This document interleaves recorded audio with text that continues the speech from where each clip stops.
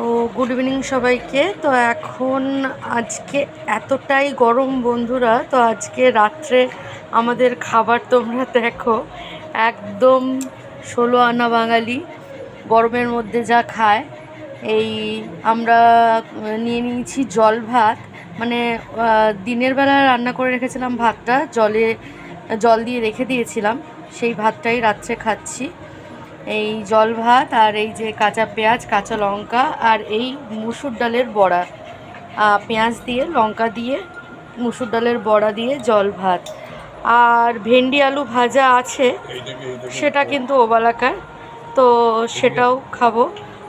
আর ভেন্ডি আলু ভাজাটা এখন আমার দেওয়া হয়নি, তো ভেন্ডি আলু ভাজাটা তোমাদেরকে দেখাই। ওবালার অল্প একটু আছে এই যে, তো এই ভেন্ডি আলু ভাজাটাও আমরা খাবো। আর এই দেখো আমার বুঝো সোনাকে